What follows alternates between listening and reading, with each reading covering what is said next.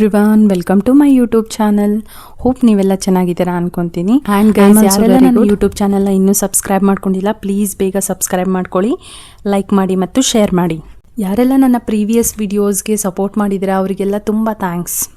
ಇವತ್ತು ಬೆಳಗ್ಗೆ ಎಲ್ಲ ಪೂಜೆ ಎಲ್ಲ ಮುಗಿಸಿ ನಾನು ಇವತ್ತು ನಿಮಗೆ ಒಂದು ಹೇರ್ ಆಯಿಲ್ ಟಿಪ್ ಕೊಡೋಣ ಅಂತ ಬಂದಿದ್ದೀನಿ. ನಾನು ಯಾವಾಗಲೂ ಆಯಿಲ್ನ ಮನೇಲೇ ಪ್ರಿಪೇರ್ ಮಾಡ್ಕೊಳ್ಳೋದು, ಸೊ ನಿಮಗೂ ಆ ಆಯಿಲ್ನ ತೋರಿಸೋಣ ಅಂತ ಬಂದಿರೋದು.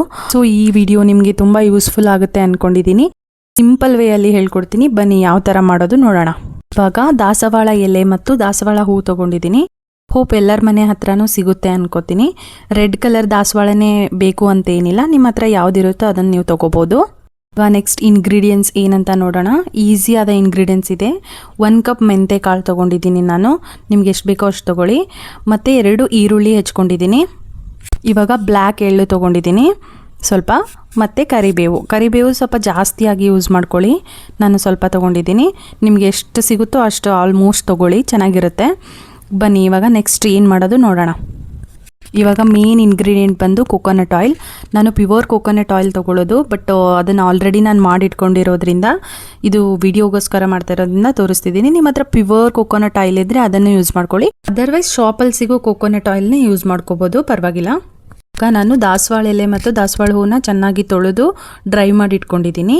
ನಾನು ಇದನ್ನು ಆ್ಯಕ್ಚುಲಿ ಇನ್ನೂ ತುಂಬ ಇಂಗ್ರೀಡಿಯೆಂಟ್ಸ್ ಹಾಕ್ಬೋದು, ಬಟ್ ನಾನು ಈಸಿಯಾಗಿ ಸಿಂಪಲ್ಲಾಗಿ ಅಫೋರ್ಡೆಬಲ್ ಇರಲಿ ಅಂತ ನಾನು ಇಷ್ಟೇ ಮಾಡ್ಕೊಳ್ಳೋದು.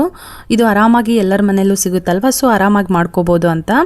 ಇವಾಗ ಹೂ ಮತ್ತು ಎಲೆನ ಎರಡೂ ನಾನು ಸಣ್ಣದಾಗಿ ಕಟ್ ಮಾಡ್ಕೋತೀನಿ, ಬಿಕಾಸ್ ಅಂದರೆ ಆಯಿಲಲ್ಲಿ ಚೆನ್ನಾಗಿ ಕುಕ್ ಆಗುತ್ತೆ ಅಂತ. ಸೊ ನೀವು ಚಿಕ್ಕದಾಗಿ ಕಟ್ ಮಾಡ್ಕೋಬೋದು, ಅದರ್ವೈಸ್ ನೀವು ಹಾಗೆ ಡೈರೆಕ್ಟಾಗೂ ಹಾಕ್ಬೋದು. ನಾನು ಈ ಥರ ಪೀಸಾಗಿ ಕಟ್ ಮಾಡ್ಕೋತೀನಿ. ಆ್ಯಕ್ಚುಲಿ ದಾಸವಾಳ ಎಲೆನ ಟ್ರೆಡಿಷ್ನಲ್ ಮೆಡಿಸನ್ ಅಂತಾರೆ, ಮೊದಲೆಲ್ಲ ಇದನ್ನೇ ಬಳಸ್ತಿದ್ರು. ಇವಾಗ ವಿಟಾಮಿನ್ ಸಿ ಕೂಡ ಇದೆ ಇದರಲ್ಲಿ, ದಾಸವಾಳ ಎಲೆ ಮತ್ತು ಹೂವಲ್ಲಿ. ಸೊ ಇದು ಬೆಸ್ಟ್ ಫಾರ್ ಹೇರ್, ಆ್ಯಕ್ಚುಲಿ ಸ್ಕಿನ್ಗೂ ಕೂಡ ತುಂಬ ಒಳ್ಳೆಯದು. ಸೊ ನಾವಿವಾಗ ಹೇರ್ ಆಯಿಲ್ಗೆ ಇದನ್ನು ಯೂಸ್ ಮಾಡೋಣ. ನಂತರ ಇದಕ್ಕೆ ಕರಿ ಎಳ್ಳನ್ನು ಮಿಕ್ಸ್ ಮಾಡ್ಕೊಳ್ಳೋಣ. ನಂತರ ಕರಿಬೇವು ಹಾಕೊಳ್ಳೋಣ. ಕರಿಬೇವು ನಿಮ್ಮ ಹತ್ರ ಎಷ್ಟಿದೆ ಅದನ್ನು ಹಾಕೋಬೋದು, ಇನ್ನೂ ಸ್ವಲ್ಪ ಜಾಸ್ತಿನೇ ಹಾಕೊತೀನಂದ್ರೂ ಪರವಾಗಿಲ್ಲ. It is very good for hair.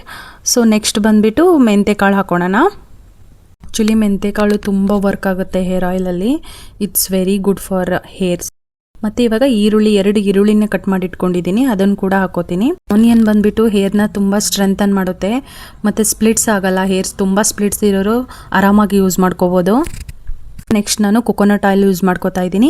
ನಿಮಗೆ ಎಷ್ಟು ಬೇಕೋ ಅಷ್ಟು ಆಯಿಲ್ ಮಾಡಿಟ್ಕೋಬೋದು ಇದನ್ನು.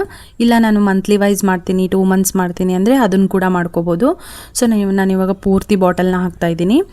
ನೆಕ್ಸ್ಟ್ ಬಂದುಬಿಟ್ಟು ಸ್ಟವ್ ಮೇಲೆ ಅದನ್ನು ಇಟ್ಬಿಟ್ಟು ಲೋ ಫ್ಲೇಮಲ್ಲಿ ಇಡಬೇಕು, ತುಂಬ ಲೋ ಫ್ಲೇಮಲ್ಲಿ ಇಡಿ. ಅದನ್ನು 10 to 15 ಮಿನಿಟ್ಸ್ ಚೆನ್ನಾಗಿ ಕುದಿಸ್ಬೇಕು. ಲಿಡ್ನ ಕ್ಲೋಸ್ ಮಾಡಿಬಿಟ್ಟು ಚೆನ್ನಾಗಿ ಕುದಿಸಿ. ಇವಾಗ ನಾನು ಅದನ್ನು ಸ್ವಲ್ಪ ಮಿಕ್ಸ್ ಮಾಡ್ತಾಯಿದ್ದೀನಿ. ಮಿಕ್ಸ್ ಮಾಡಿಬಿಟ್ಟು ಪದೇ ಒಂದು 10 ಮಿನಿಟ್ಸ್ಗೊಮ್ಮೆ ನೋಡ್ತಿರ್ಬೇಕು. ಮಿಕ್ಸ್ ಮಾಡ್ಕೊಂಡ್ಬಿಟ್ಟು ಇವಾಗ ನೆಕ್ಸ್ಟು ಅದನ್ನು ಲಿಡ್ನ ಕ್ಲೋಸ್ ಮಾಡಿಬಿಟ್ಟು ಮತ್ತೆ 10 ಮಿನಿಟ್ಸ್ ನಾನು ಹಾಗೆ ಬಿಡ್ತೀನಿ. ಮೊದಲೆಲ್ಲ ನಾನು ತುಂಬ ಹೇರ್ ಲಾಸ್ ಆಗ್ತಿತ್ತು, ಇವಾಗ ಪರವಾಗಿಲ್ಲ, ಆಯಿಲ್ ಯೂಸ್ ಮಾಡೋದಾಗಿದ್ದ ಚೆನ್ನಾಗಿ ಬರ್ತಿದೆ. ಇವಾಗ ಬೆಂದ ಮೇಲೆ ಈ ಥರ ಕಾಣಬೇಕು, ಅದು ಗ್ರೀನ್ ಕಲರಲ್ಲಿ ಬಿಟ್ಕೋಬೇಕು, ಅಲ್ಲಿವರೆಗೂ ಚೆನ್ನಾಗಿ ಬೆನ್ನಿಸ್ಬೇಕು.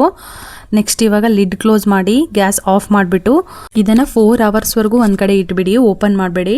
ಒಂದು 4 ಅವರ್ಸ್ ಆದಮೇಲೆ ಈ ಥರ ಒಂದು ಬೌಲ್ ತೊಗೊಳ್ಳಿ, ಒಂದು ಕಾಟನ್ ಬಟ್ಟೆ ತೊಗೊಳ್ಳಿ. ನಾನು ಯೂಶ್ವಲಿ ಈ ಬಟ್ಟೆಯಲ್ಲೇ ಮಾಡ್ಕೊಳ್ಳೋದು.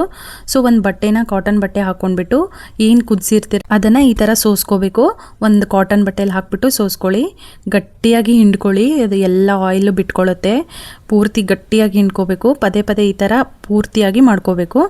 ನೆಕ್ಸ್ಟ್ ಒಂದು ಕಂಟೈನರ್ ತೊಗೊಳ್ಳಿ, ನಿಮ್ಗೆ ಯಾವುದಿದೆ ಮನೇಲಿ ಅದೇ ಕಂಟೈನರ್ ತೊಗೊಳ್ಳಿ. ನಾನು ಇದು ಗ್ಲಾಸಿನ ತೊಗೋತೀನಿ.